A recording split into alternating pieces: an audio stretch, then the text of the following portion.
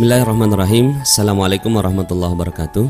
Alhamdulillah, alhamdulillah wa ala alihi wa sahbihi wa walah wa la hawla wa la quwata illa billah. Suatu hari saya bersama dengan teman-teman, waktu itu ber-12, datang ke seorang katakanlah guru spiritual. Lalu kemudian ketika sedang berbicara seperti itu, ada seorang teman saya yang bicara, bertanya kepada sang kiai. Pertanyaannya sederhana sekali. Kiai, kenapa sih hidup ini penuh krisis, banyak orang miskin, ngantri BBM gitu. Kepala saya saat itu berpikir banyak sekali logika. Oh mungkin karena A, oh mungkin karena B, C dan seterusnya. Dan secara penasaran saya ingin tahu sekali apa kira-kira jawaban sang kiai. Ternyata tidak seperti dugaan saya. Luar biasa bagi saya. Karena dengan santainya sang kiai ini menjawab, sebenarnya tujuan kita diciptakan oleh Allah Subhanahu wa Ta'ala. Allah nggak pengen buat kita miskin. Allah nggak pengen kita ngantri BBM. Allah nggak pengen kita hidup susah. Bahkan sebaliknya, Allah Subhanahu wa Ta'ala menciptakan kita hanya dengan dua tujuan. Yang pertama dimuliakan, yang kedua dimanja. Subhanallah. Saya berpikir dengan kalimat kata-kata dimuliakan dan dimanja. Sampai sekarang kata-kata dimuliakan dan dimanja itu terus-menerus terngiang-ngiang dalam pikiran saya. Ketika Allah Subhanahu wa Ta'ala menciptakan Nabi Adam, maka diperintahkan kepada seluruh makhluk Allah Subhanahu wa Ta'ala untuk sujud kepada Nabi Adam alaihissalam. Lalu kemudian setelah sujud, ya, malaikat tunduk kepada Nabi Adam, lalu kemudian diletakkan di surga oleh Allah Subhanahu wa Ta'ala, dimanja oleh Allah Subhanahu wa Ta'ala. Apa yang diinginkan ada. Ingin spaghetti, cring datang spaghetti. Ingin bakso, cring datang bakso, ya. Apa yang terfikir dan terlintas di benak, lalu kemudian Allah Subhanahu wa Ta'ala langsung wujudkan. Itulah sebenar-benarnya kehidupan yang Allah Subhanahu wa Ta'ala inginkan kepada kita semua, kata sang kiai. Dimuliakan dan dimanja. Bukan hanya Nabi Adam yang dimuliakan, tapi juga walaqad karramna bani Adam, juga dimuliakan keturunan-keturunan Adam. Lalu kemudian apa kata sang guru ini, ya? Dia bilang, karena satu dosa yang dilakukan oleh Nabi Adam, akhirnya hidupnya dipersulit oleh Allah Subhanahu wa Ta'ala. Jangan makan buah khuldi, ternyata malah dimakan buah khuldinya. Lalu kemudian akhirnya turun ke bumi, ya. Ketika ingin sesuatu, spaghetti, nggak datang-datang tuh spagettinya. Lalu kemudian dikatakan ini bumi, ini dunia, engkau harus berusaha, itu ada pohon, datang, panjat, petik, kupas, masak, baru makan. Lebih susah hidupnya, ya. Yang tadinya tinggal pesan, lalu kemudian sekarang dia harus berusaha. Lalu apakah dosanya manusia berhenti? Tidak, dosa terus manusia. Tak berhenti manusia berbuat dosa. Akhirnya sekarang nggak boleh metik, nanam sekarang. Akhirnya dia harus mengambil benih di tempat yang lain, kemudian diletakkan di tanah yang subur, ditunggu 4-6 bulan, ya, 1 tahun bahkan, atau bahkan ada yang puluhan tahun, baru kemudian dia bisa ambil hasilnya. Panen, petik, kupas, masak, baru makan. Lebih susah hidupnya? Ya, kata sang kiai. Tapi apakah manusia berhenti dosanya? Dosa lagi manusia. Tak berhenti berbuat dosa. Akhirnya tidak boleh nanam, beli sekarang. Akhirnya semua orang kerja keras banting tulang untuk membeli sesuatu. Pergi pagi pulang sore, pergi pagi pulang malam, pergi pagi pulang pagi lagi untuk mendapatkan sesuatu. Lebih susah hidupnya, ya. Apakah manusia dosanya berhenti? Tidak, dosa terus manusia. Tak berhenti manusia berbuat dosa. Akhirnya nggak boleh beli, ya. Sekarang ngutang, ya. Jadi karena dosanya manusia, akhirnya kehidupannya makin dipersulit oleh Allah Subhanahu wa Ta'ala. Akhirnya untuk membeli sesuatu ngutang, beli daster ngutang, beli panci ngutang, beli mobil ngutang, beli rumah ngutang dan seterusnya. Akhirnya hidupnya penuh dengan kerisauan. Apakah manusia berhenti dosanya? Ternyata tidak. Dosa lagi manusia, kata sang kiai ini. Akhirnya nggak boleh ngutang, gali lubang tutup lubang, gali sini tutup sana, gali sini tutup sana. Dosanya berhenti? Tidak. Dosa terus manusia, tak berhenti berbuat dosa. Akhirnya nggak boleh gali lubang tutup lubang, gali sumur tutup lubang. Subhanallah. Bagi saya nasihat ini tidak pernah berhenti untuk saya pikirkan. Sangat indah, sangat dalam maknanya luar biasa. Kata sang kiai seperti ini, kalau ingin hidup damai, tenang, tentram, dimanja oleh Allah Subhanahu wa taala, sederhana, jangan buat dosa. Ketika kita berhati-hati dari dosa, maka tunggu keajaiban akan datang padamu. Seperti engkau hidup di surga. Apa yang kau inginkan, cering, datang pada saat itu juga. Ketika kita berhati-hati dari dosa, maka Allah Subhanahu wa taala yang mengambil alih seluruh kehidupan kita. Dan kita hidupnya sudah seperti di surga. Bedanya di surga di dunia dan surga di akhirat hanya kematian saja. Makanya orang-orang yang beriman itu, kata sang guru ini, menunggu kematian. Ketika kematian tiba, mereka sudah masuk ke dalam surga yang sebenarnya. Subhanallah, kalimat ini terus menerus saya pikirkan dan terus menerus menjadi renungan bagi saya terhadap apa-apa yang terjadi dalam kehidupan saya. Dan ternyata benar, saya sampai pada kesimpulan bahwa apa-apa yang datang pada diri saya, dan saya yakin apa-apa yang datang pada diri Anda, jika Anda sudah masuk ke dalam zona Allah Subhanahu wa taala, maka seluruhnya adalah urusan Allah Subhanahu wa taala, karena kita telah berhati-hati dari dosa. Semakin kita berhati-hati dari dosa, semakin ada keajaiban yang muncul. Ada satu peristiwa, waktu itu saya di Malaysia begitu, menjadi katakanlah pendatang haram ya, TKI ilegal pada saat itu di Malaysia. Istri dapat kuliah S2, saya jaga rumah lah begitu ya, untuk kehidupan beberapa lama. Lalu kemudian saat itu istri sedang hamil, lalu kemudian ngidamnya sayur, tiap hari beli sayur begitu. Saya membeli sayur cukup jauh, dan kemudian impian pengangguran sederhana, ya Allah enak banget nih kalau punya kulkas gitu. Jadi saya tidak perlu beli sayur tiap hari. Terus begitu, pikiran saya pengen kulkas begitu ya. Dan berkahnya pengangguran, ya dekat sama Allah gitu. Setiap azan datang ke masjid, ya mendoakan sekaligus juga ngadu, ya Allah nih kapan selesai penganggurannya. Kemudian pada saat itu, saat sholat zuhur, saya masuk ke dalam masjid, lalu kemudian berdoa seperti biasa. Doa saya, doa yang lazim, Rabbana atina fid dunya hasanah wa fil akhirati hasanah wa qina adzabannar. Tapi hati itu kulkas, ya Allah, kulkas, ya Allah, kulkas begitu. Lalu kemudian ketika keluar dari masjid, ternyata ada kulkas dibuang. Subhanallah, kaget betul saya. Dan saat itu, kejadian itu terjadi jauh sebelum nasihat sang kiai. Ketika sang kiai ini bercerita tentang berhati-hati terhadap dosa, ada keajaiban yang datang, baru kemudian saya review semua kehidupan saya. Oh ternyata ada satu episode tentang keajaiban Allah Subhanahu wa taala yang datang instan saat itu. Lalu kemudian saya datangi itu kulkas. Di Malaysia kalau mereka pengen ganti perabotan, tinggal letakkan di depan, baru kemudian silahkan dipungut oleh siapa saja yang masih menginginkan barang itu ya. Dan ketika itu ya cukup rebutan lah dengan teman-teman Bangladesh, India, dan teman-teman yang sesama Indonesia begitu ya. Jadi waktu itu kita disebutnya sebagai Perhimpunan Pemulung Indonesia, bukan Perhimpunan Pelajar Indonesia. Lalu kemudian ketika saya lihat kulkas itu, saya buka, ternyata masih dingin. Subhanallah, berarti baru dibuang. Lihat kanan kiri, oh nggak ada orang Bangladesh gitu. Lalu kemudian akhirnya saya telepon teman saya, Pak Dodi, ada kulkas dibuang. Jomlah, tariklah. Akhirnya kita tarik tuh kulkas, nyala di rumah. Subhanallah. Lalu kemudian saya pikir, subhanallah, betul sekali kata-kata sang kiai ini. Berhati-hati dari dosa membuat ada keajaiban yang datang. Saya juga manusia biasa yang kadang dosa, kadang taubat lagi, kadang dosa lagi, kadang taubat lagi.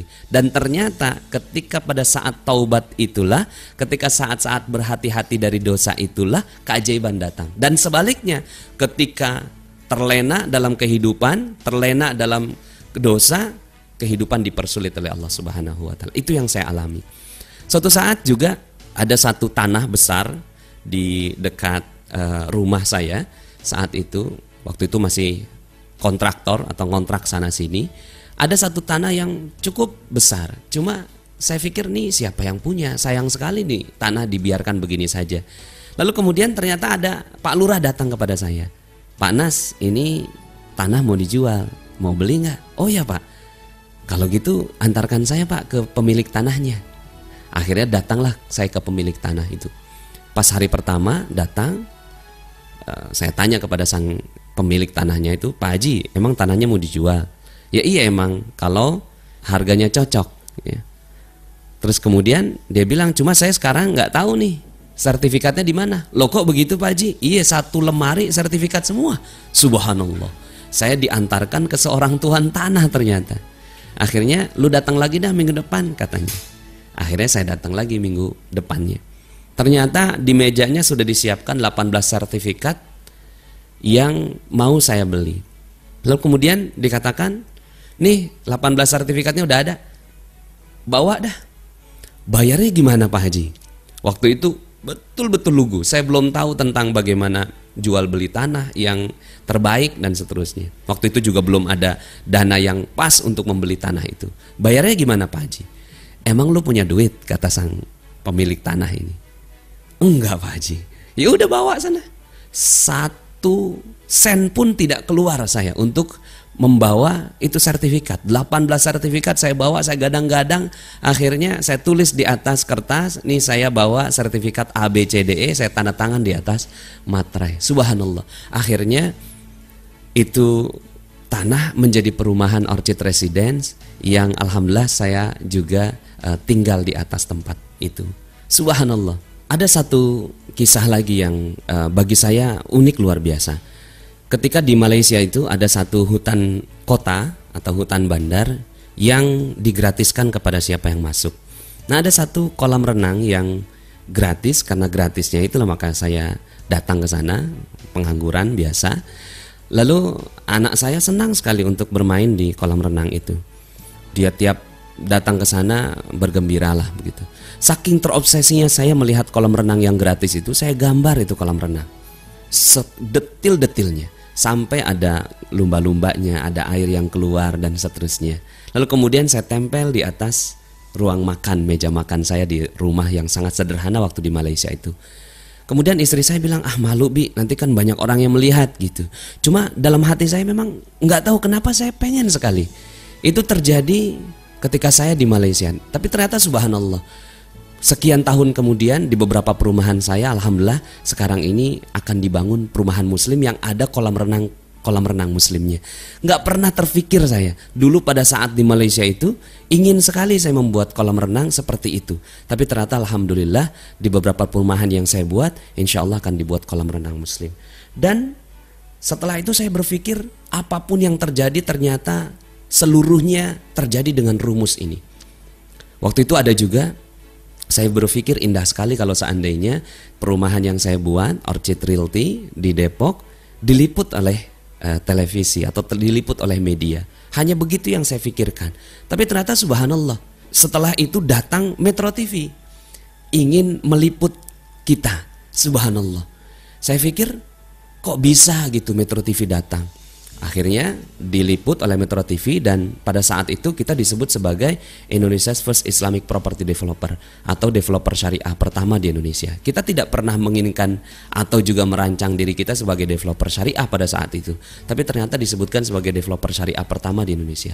Kemudian disiarkan dalam Indonesia Now di Metro TV, dan setelah itu Metro TV datang lagi, kemudian TVRI datang, lalu kemudian media-media ISQ Magazine, Sabili, Hidayatullah, dan berbagai macam media, ada eksekutif, majalah properti, majalah marketing, itu datang dan meliput kita.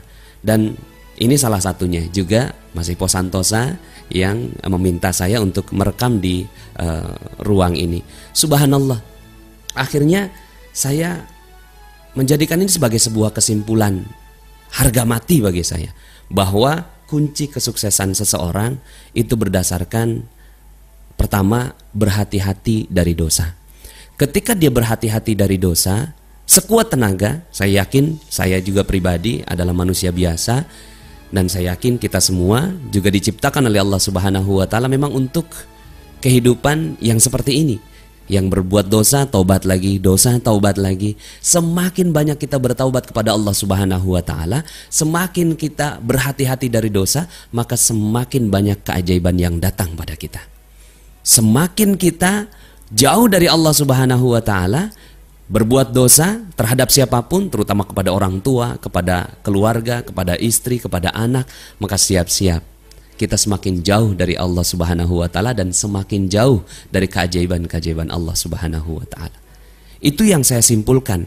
Karena bisa jadi misalnya banyak orang yang saya berbuat dosa tapi kehidupan saya normal-normal saja. Bisa jadi karena Allah Subhanahu wa taala memang tidak menginginkan orang yang seperti ini untuk masuk ke dalam surganya Allah dan dibalas semua di dunia, selesai. Allah tidak punya hutang. Itu keyakinan yang akhirnya saya pegang teguh dalam diri saya. Ketika ada kejadian yang membuat kesulitan dalam kehidupan saya, oh ternyata saya tidak berhati-hati dari dosa dan kemudian Allah Subhanahu wa taala menegur saya. Jadi ketika kita berhati-hati dari dosa, maka Allah Subhanahu wa taala akan membuat kehidupan kita semakin memiliki keajaiban demi keajaiban. Sebagaimana kita hidup di surga tanpa adanya dosa, maka begitulah seharusnya kehidupan kita di dunia. Apa yang kita inginkan datang pada saat itu juga. Apa yang kita pikirkan ketika memang itu selaras dengan keinginan Allah Subhanahu wa taala, maka mudah bagi Allah Subhanahu wa taala. Allah Subhanahu wa taala berfirman dalam surat An-Nur ayat 55, A'udzubillahi minasyaitonirrajim. Wa'adallahu alladhina amanu minkum wa 'amilus salihati la yastakhlifannahum fil ard kama istakhlafal ladzina min qablihim wa la yubaddilannahum min ba'di khaufihim amna ya'budunani la yusyrikuna bi syai'a. Allah Subhanahu wa taala berfirman, Allah berjanji kepada orang-orang yang beriman dan beramal soleh di antara kalian bahwa Allah Subhanahu wa taala akan menaikkan derajat kalian semua, akan meninggikan derajat kalian semua ketika beriman dan beramal soleh, sebagaimana Allah Subhanahu wa taala telah meninggikan derajat orang-orang yang beriman sebelum kamu. Dan kemudian dijadikan kehidupan ini aman, ya'budunani la yusyrikuna bi syai'a. Mereka semua menyembah Allah Subhanahu wa taala dan tidak mempersekutukan Allah dengan yang lainnya. Karena sebab itulah Allah Subhanahu wa taala muliakan dan tinggikan para sahabat Nabi.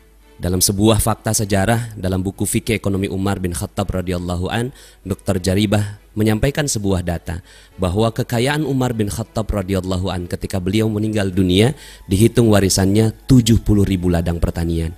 Jika dikalikan dengan harga pertanian pada saat itu 160 juta per ladang pertanian, maka kekayaannya Umar bin Khattab 11,2 triliun rupiah. Dan penghasilan per bulannya 233 miliar per bulan. Subhanallah, sebuah angka yang luar biasa.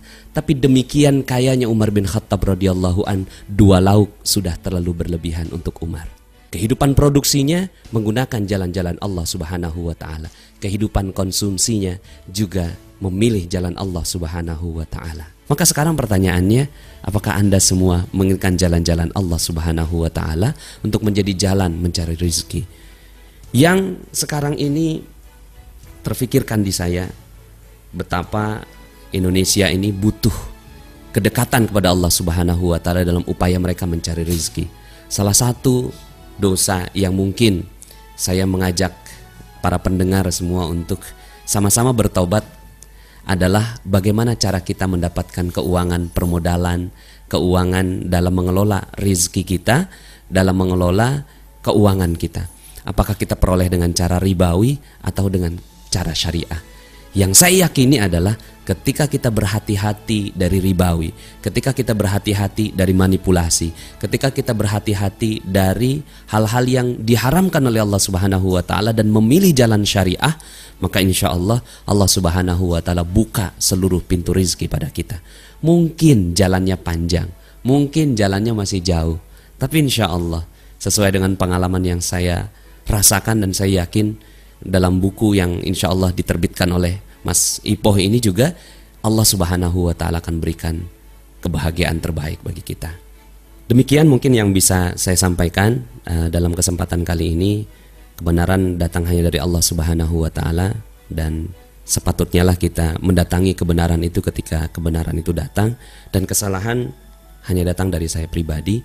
Saya mohon doa dan restu dari Bapak Ibu semua yang mendengarkan rekaman ini.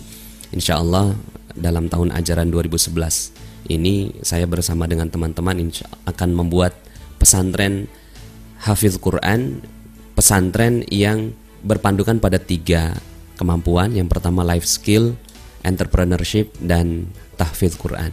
Mudah-mudahan upaya untuk menciptakan para generasi muda atau generasi baru yang memiliki kafaah atau kemampuan menghafal Al-Quran dan juga kemampuan entrepreneurship, semakin lebih baiklah dunia entrepreneurship kita di Indonesia. Untuk mengetahui lebih lanjut tentang materi-materi yang saya bawakan, silakan dibuka di situs www.spiritualpreneurship.com. Demikian, mohon maaf jika ada kesalahan. Billahi taufiq wal hidayah. Assalamualaikum warahmatullahi wabarakatuh.